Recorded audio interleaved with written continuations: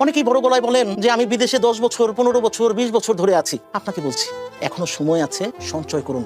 প্রিয় প্রবাসী ভাইরা, বিদেশে কত বছর ধরে আছেন সেটা মুখ্য বিষয় নয়। মুখ্য বিষয় আপনার অ্যাকাউন্টে কত টাকা আছে, কত টাকা পাঠিয়েছেন সেটা হিসেব নয়। আসল হিসেব হলো কত ক্যাশ করেছেন নিজের পকেটে।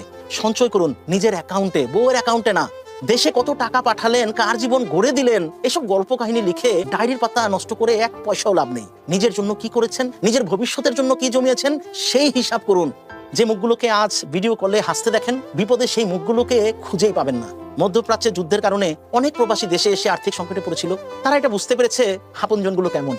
আর এটাই বাস্তবতা। চকলেট যত দামি হোক, খাওয়ার পর খোসা কেউ পকেটে সাজিয়ে রাখে না। সেটা আপনাকে বুঝতে হবে। নিজের বুঝটা তো পাগলও বোঝে, কিন্তু দুঃখজনক হলেও সত্যি প্রবাসীরা নিজেদের বুঝটা কখনোই বোঝে না। তবে নিজের ভুলটা কিন্তু একদিন তারা ঠিকই অনুধাবন করতে পারে, বুঝতে পারে। প্রিয় বন্ধু, স্বার্থ আর অর্থ না থাকলে অতি কাছের আপনজনগুলো খুব দ্রুত অচেনা হতে থাকবে। এতে আপনার পরিবার বা আত্মীয় স্বজনকে দোষারোপ করে কোনো লাভ নেই, কারণ এটাই স্বাভাবিক। মধু ছাড়া ফুলে কখনো ভ্রমর আসে না।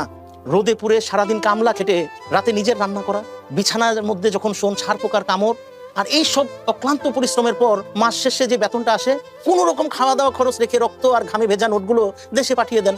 একটাবারের জন্য ভাবেন না যে আমার যদি ওয়ার্ক পারমিট রিনিউয়াল না হয় কোনো বিপদের কারণে, তাহলে দেশে ফিরতে হবে, এবং দেশে গিয়ে চলবো কি করে? দেশে গিয়ে তো হাত পাততে হবে মানুষের কাছে।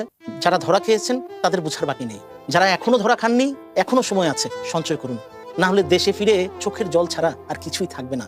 পরিবারের খরচ মিটিয়ে নিজের ভবিষ্যতের জন্য সঞ্চয় করুন গো বন্ধু। কে কি ভাববে, কে কি বলবে, অত শত পাস না ভেবে নিজের ভবিষ্যতের জন্য, নিজের ভবিষ্যৎকে নিয়ে একটু ভাবুন। কারণ দিন শেষে নিজের হাত পা ছাড়া কেউই আপন থাকে না, পাশে থাকে না। একদিন আপনার কাছে আপনি হিসাব দিতে পারবেন না। আপনি সঞ্চয় করবেন শুধুমাত্র আপনার জন্য না গো বন্ধু, যাদেরকে আপনি ভালোবাসেন আজকে, সেই ভালোবাসাটাকে ধরে রাখার জন্যই ভবিষ্যতের জন্য সঞ্চয় করুন। সঞ্চয় মানে কাউকে ঠকানো নয়। আপনার পকেটে টাকা থাকলে আজকে আপনি যেমন করে দিচ্ছেন কালকেও দিতে পারবেন, আর আপনার না থাকলে আপনাকে কেউ দিবে সেই চিন্তা ভুলেও করবেন না। আপনার টাকা দিয়েই যারা নিজের জীবন ঘুচিয়ে নিয়েছে, তারা যখন বলবে আপনি আমার জন্য কি করেছেন, তখন কোনো হিসাবই মেলাতে পারবেন না বন্ধু। সো নিজের বোঝটা বোঝেন, নিজের জন্য সঞ্চয় করুন, ভবিষ্যতের জন্য সঞ্চয় করুন।